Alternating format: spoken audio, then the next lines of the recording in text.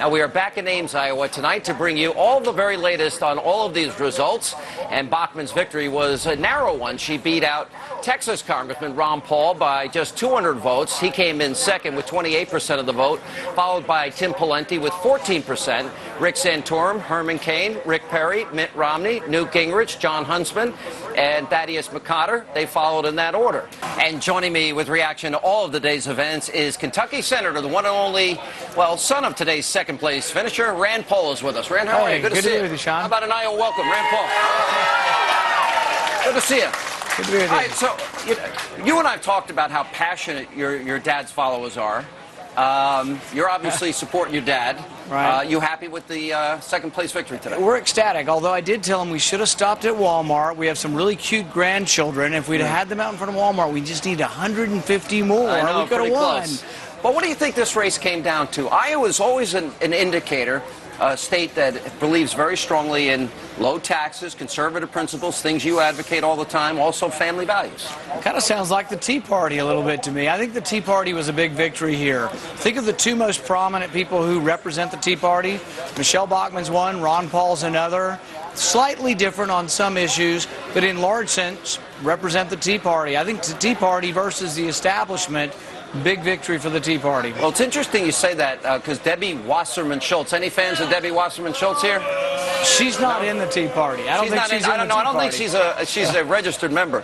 She actually said, well, that shows that the Tea Party has effectively seized control of the GOP. We could only wish. We could only wish the Tea Party would take over. That's a good point, actually. We believe in such extreme things as balancing the budget. You know, would that the country would somehow be taken over by people who believed in a balanced budget.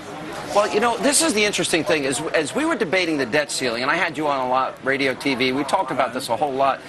For some reason, this is a changing moment in America where people of principles and values that believed in limited government and our Constitution, which both you and your dad talk about a lot, that somehow principle was a bad thing. Somehow standing on your values was a bad thing, but compromise is always a good thing. Isn't it compromise that got us to where we are today?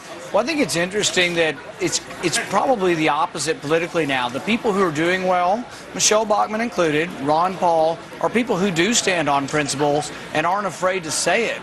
They seem to be doing well. Chris Christie in New Jersey. People I think really want bold leadership. They don't want someone who's sort of following the polls or someone like the current president who really is following nothing. I mean, we are living in a failed presidency. I think he's following something. I think he's following the most radical agenda of any president in the history of this country. I think he's got an agenda.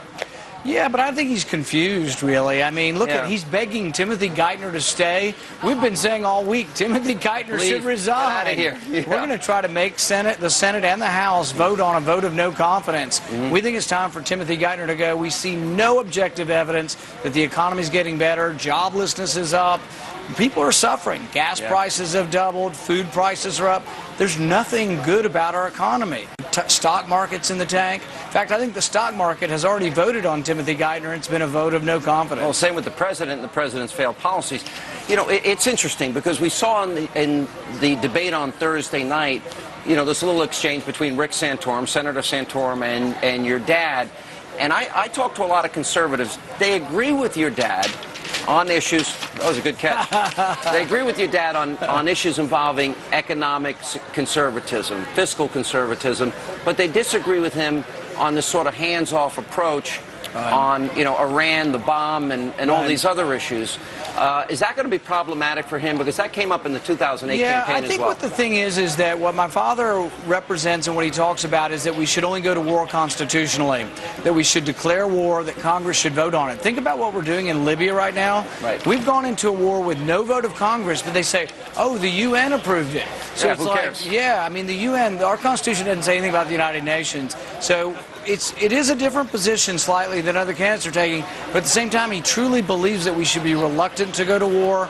We don't want candidates that want to just go, and always be involved in war. We want constitutional restraint. We've lost how many lives in war? After 9/11, George Bush did get congressional authority. Exactly. You know, he got the use of force authorization.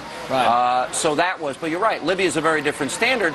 And after the time had passed with the War Powers Act, which I, by the way, don't agree with, but it is the law of the land, he was supposed to go to Congress and get approval, and the president didn't do it. And I've always said it's the most important vote any congressman or senator will ever take is whether to go to war, whether I send your kids to war.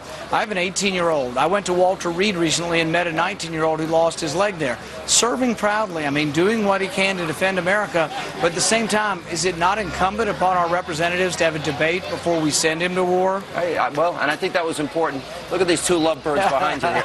If you want to ask her to marry you, you can. You know, we'll put that on the air. On the air. Bring them on.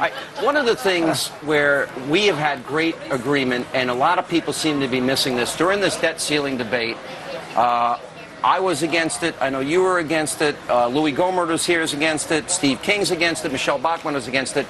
The reason is we keep talking about the projected baseline increases of 8% a year. Right. Washington doesn't seem to want to discuss this right now, either party. It's frustrating because we're never going to get to a balanced budget. I see a lot of young kids in this audience here tonight. We're not going to balance our budget unless we deal with the projected rates of increase that I'm sure everyone here in this audience would like an 8% raise every year. Yeah, I call it Washington's fuzzy math. If we do nothing, we add $9 trillion to the debt. So they're talking about cutting $2 trillion from the $9 trillion they're going to add. So that means they're really talking about adding $7 trillion to the debt. We can't survive that. 7 is a minimum. If interest rates go up. Could be more. Could be more. And if rosy projections go down. If interest rates go up 1 point, that adds $1 trillion to the debt over 10 years.